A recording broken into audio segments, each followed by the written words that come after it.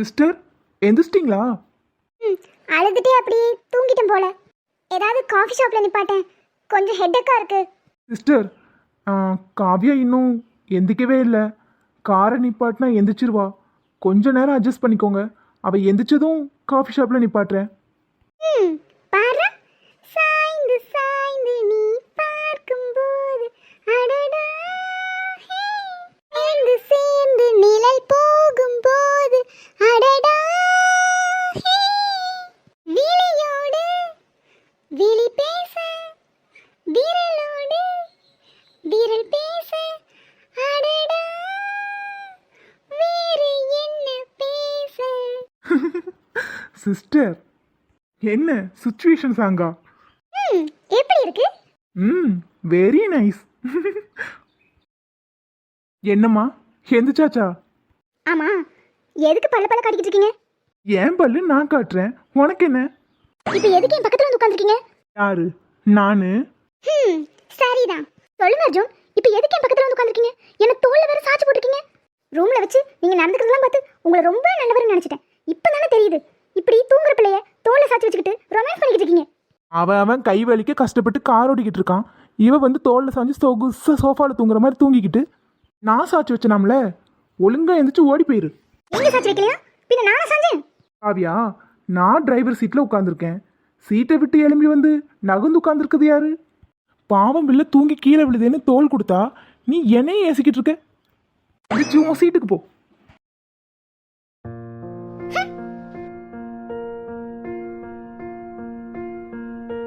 மார்புக்கு திரையிட்டு மறைக்கும் பெண்ணே, மனசை மறைக்காதே, என் வயதை வதைக்காதே.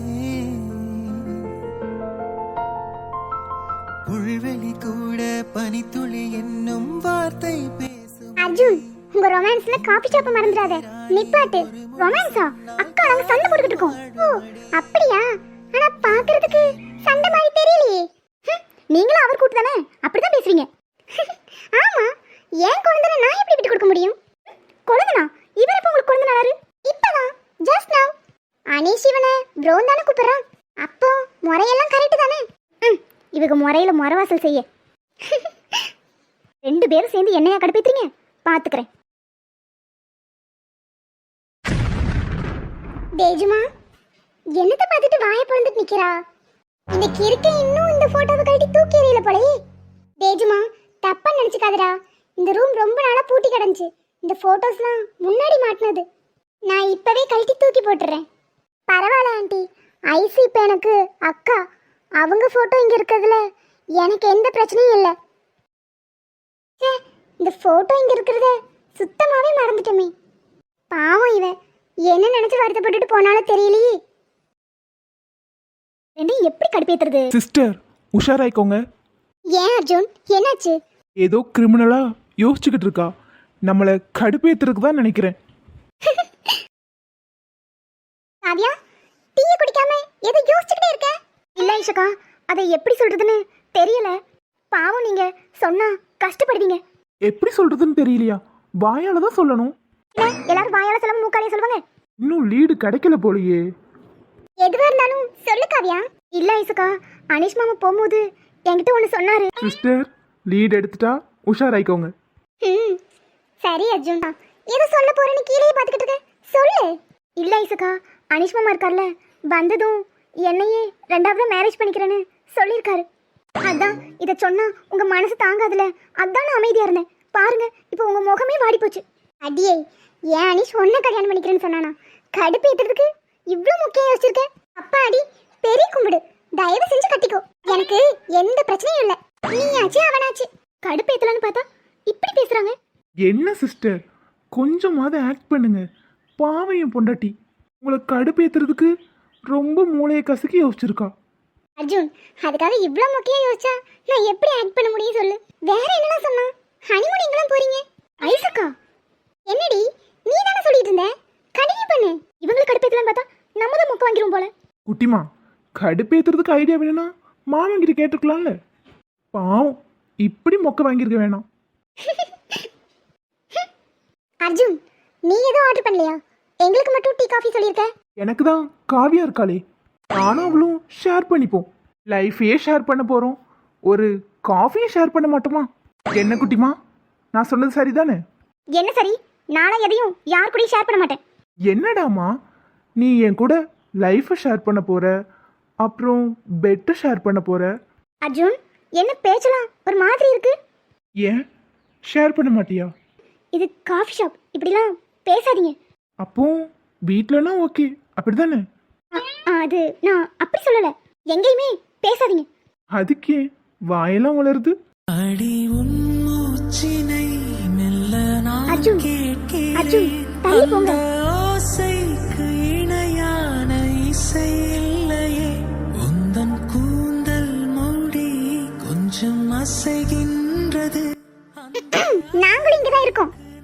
இந்த லவ்வர்ஸ்க்கு நடுவுல வந்து மாட்டிக்கிட்டு நம்ம தான் பாடாப்பட வேண்டியது இருக்கு. அர்ஜுன், சிஸ்டர், ஏய் போதும்டா, முடியல. என்னை வீட்டுக்கு கொண்டு போய் விட்டுட்டு இங்க ரொமான்ஸ் பண்ணுங்க, இல்ல டூயட் பாடுங்க. மா தேஜு எங்க? அடே, வந்ததும் பொண்டாடி தேடுற. நாங்களும் உன் கண்ணுக்கு இப்ப தெரியவே மாட்டேங்கிறோம். அப்படி இல்லம்மா, தேஜு நம்ம வீட்டுக்கு புதுசுல. பொண்டாட்டி மேல இவ்ளோ அன்பா அக்கறையா இருக்க, அப்புறம் எதுக்குடா அந்த ஐஸ் போட்டோ இன்னும் வீட்ல வச்சிருக்க? இஸ் போட்டோவா? அது எங்க இங்க இருக்கு? உன் பழைய ரூம்ல கிடந்துச்சு. அவ ரூம் சுத்தம் பண்ணி வைக்க போறேன்ட்டு போனா. பார்த்துட்டு ஃபீல் பண்ணிட்டு போனா. என்ன யோசிச்சிருப்பான்னு தான் தெரியல. கேட்டதுக்கு ஒன்றும் பிரச்சனை இல்லை, அக்கா போட்டோ தானே அப்படின்னு சொல்லிட்டு போனா. ஆனா பாவம், அவ மனசும் சங்கடப்பட்டுக்குள்ள. இப்ப தேஜு எங்க? பாத்திரத்துக்குள்ள எலிப்பு வந்து உருட்டின மாதிரி எனத்தையாவது உருட்டிட்டு இருப்பா. போய் பாரு, ஒரு ரூம்ல இருக்காளா இல்ல கிச்சன்ல இருக்காளான்னு. சரிம்மா. தேஜுமா, இவளை இங்க ரூம்ல காணோம். போட்டோஸ்லாம் இங்கே எடுத்து போட்டு வச்சிருக்கா. செம கடுப்புல இருப்பா போலயே. தேஜுமா, வாங்க சார். யாரோ இன்னைக்கு என்ன மரியாதைலாம் கூடுது? சரி, இந்த போட்டோஸ்லாம் எதுக்கு இங்கே எடுத்து கொண்டு வந்து போட்டு வச்சிருக்க? போட்டோஸ்லாம் பழைய ரூம்ல குப்பை மாதிரி டஸ்ட் அடிச்சு போய் கிடந்துச்சு, அதான் தூக்கிட்டு வந்தேன். இல்ல, கீழே அம்மா சொன்னாங்க நீ அங்க பார்த்ததும் ரொம்ப ஃபீல் பண்ணேன்னு. தேஜுமா, நீ நினைக்கிற மாதிரிலாம். ஏங்க, நான் எதுவுமே நினைக்கல. வந்து உட்காருங்க ஃபர்ஸ்ட். அப்புறம் எதுக்கு போட்டோஸ்லாம் இங்க கொண்டு வந்து வச்சிருக்க? அந்த போட்டோஸ்லாம் ரொம்ப டஸ்ட் அடைஞ்சு போய் கிடந்துச்சு, அதனால எடுத்து வச்சிருக்கேன். நான் என்னோட கபோர்ட்ல வச்சிடுறேன். எங்க இதை பார்த்து நீ என்ன சந்தேகப்பட்டுருவியோன்னு நினைச்சிட்டேன். லூசாங்க நீங்க. இந்த போட்டோஸ்லாம் அங்க இருக்கிறதுல எனக்கு எந்த ஆச்சரியமும் இல்லை. நீங்க அவங்களுக்காக தான் டாக்டராகவே ஆனீங்க. அந்த அளவுக்கு விரும்பிட்டு ஒரு போட்டோ கூட வச்சுக்கலனா எப்படி? தேஜுமா, நான் இப்போ அதை அங்க வைக்கல, முன்னாடியே இருந்தது. சரவணா, நீங்க எனக்கு எந்த விளக்கமும் கொடுக்க வேண்டிய அவசியம் இல்லை. நீங்க என்ன விரும்பும் போது மனசார தான் விரும்புனீங்கன்னு எனக்கு தெரியும். ஸோ டவுட்லாம் பட மாட்டேன். சரிடாமா. சரிங்க, இன்னைக்கு ஒர்க்லாம் எப்படி போச்சு? இன்னைக்கு கொஞ்சம் பேஷண்ட் கம்மி தான். ஹாஃப் டே தான் ஒர்க் இருந்துச்சு, அப்புறம் ஃப்ரீயாக தான் இருந்தேன். சரிங்க, ஏதாவது சாப்பிட்றீங்களா? சாப்பிடலாமே. அப்போ இருங்க, எடுத்துட்டு வரேன். தேஜுமா, என் மேலே கோவம் எதுவும் இல்லையே? அதெல்லாம் ஒன்றும் இல்லைங்க, நீங்கள் ஃப்ரீயாக விடுங்க. அப்போ சரி. கதிர், டிசைன்லாம் முடிச்சிட்டிங்களா இல்லையா? கம்ப்ளீட் பண்ணியாச்சு சார். சரி, நீங்கள் போய் ஒர்க்கை பாருங்க, நான் அப்புறமா செக் பண்ணிக்கிறேன். என்ன சூர்யா, ரொம்ப டென்ஷனாக இருக்கிற மாதிரி இருக்கு. வேற என்னப்பா பண்ணுறது, நானே இங்கே ஆஃபீஸையும் காலேஜையும் சேர்த்து பார்க்க வேண்டியது இருக்கு. இப்படியே போயிட்டு இருந்துச்சுன்னா நிலைமை ரொம்ப கைமீறி போயிடும். இந்த அனீஸ்க்கு வேற என்னதான் பிரச்சனை? நீ வரும்போது கையோடு அவனை கூட்டிட்டு வந்திருக்கலாம்ல. இப்பதான் அந்த பொண்ணு வந்துருச்சு, என்னன்னு தெரியலப்பா. எதுலையுமே இன்ட்ரெஸ்ட் இல்லாத மாதிரி இருக்கான். சரி விடு சூர்யா, அவன் வர வரைக்கும் நான் பார்த்துக்கிறேன். அப்படி அவன் முடியாதுன்னு சொன்னா காலேஜ் பார்த்துக்க வேற ஆள் வேணா செலக்ட் பண்ணலாம். சரிப்பா, நான் இன்னைக்கு ஊருக்கு போகிறேன். சோஃபியை போய் கூட்டிகிட்டு வரலான் இருக்கேன்.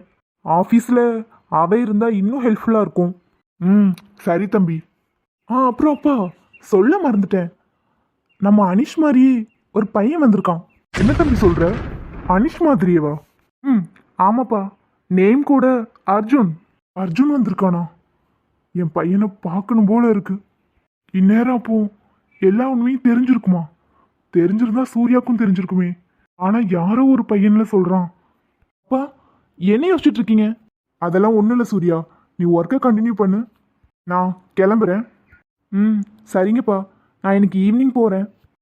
சரி, பார்த்து போயிட்டு வா.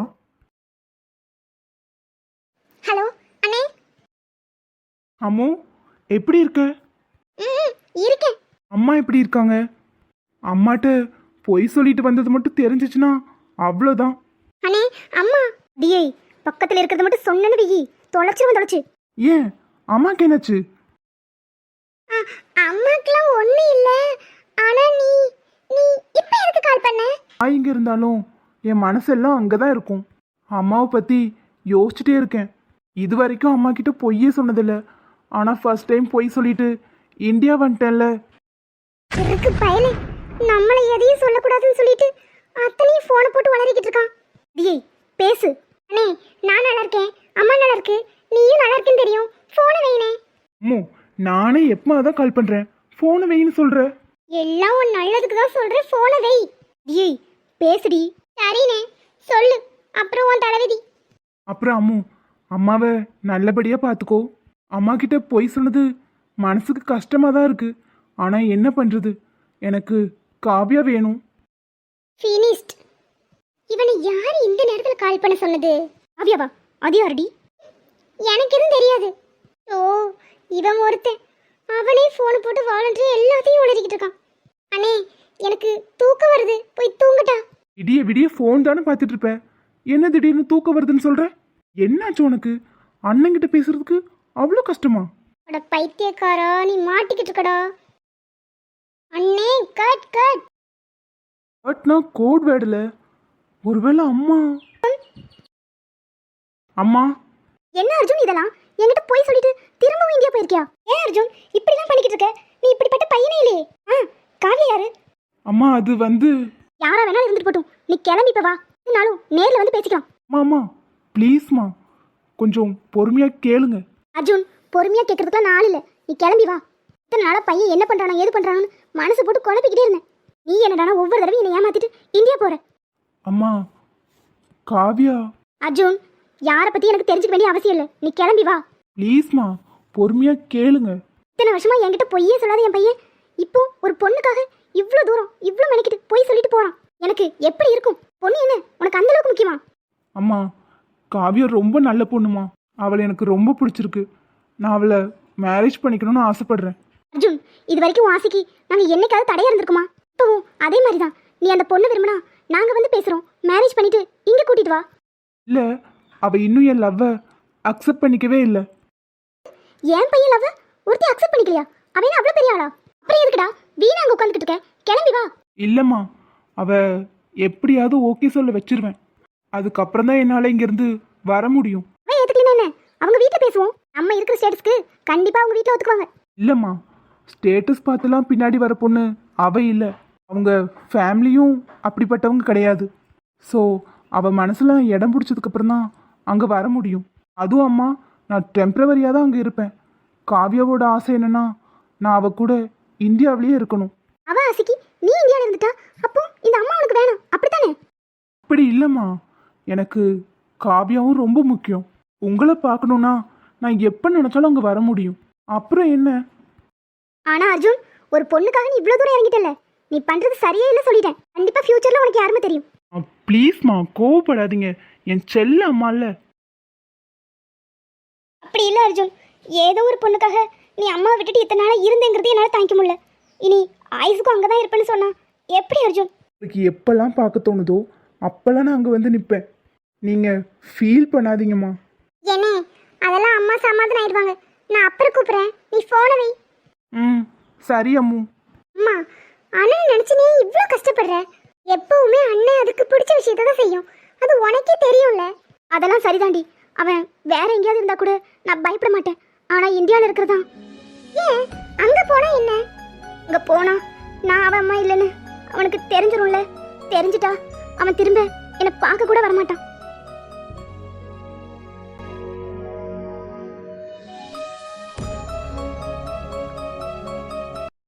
ஏட்டி ஒரு பேரம்பேத்தி பற்றி கொடுத்தே மடியில் கொண்டாந்து போடுவீங்கன்னு பார்த்தா நீ வந்து ஒய்யாரமாக படுத்து கிடக்க.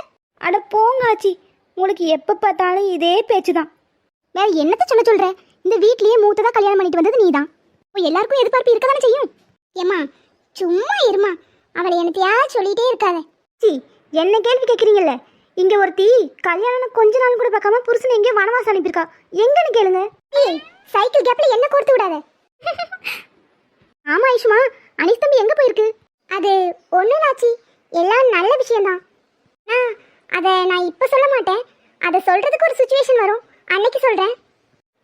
சரிடாமா. சரியா? எங்கன்னு கேளுங்க ஆச்சி. தெரியாம என் மண்டையே வெடிச்சிடும் போல இருக்கு. எடி அப்படி மண்டையில நங்குன்னு கொட்டனவி. அவ புருஷன் நல்லதுக்கு அவ என்னமோ யோசிச்சு பண்ணிருக்கா. அதை தெரிஞ்சுக்கிட்டு நீ என்ன பண்ண போற? எப்படி சோஃபி, பாத்தியா? ஆச்சி கூட எனக்கு தான் சப்போர்ட். பாத்துக்கிறேன். எத்தனை நாள் நானும் பார்க்க தானே போறேன். என்ன விஷயம்னு கண்டுபிடிக்காம இந்த சிஐடி சோஃபி ஓய மாட்டா. பாப்போம்.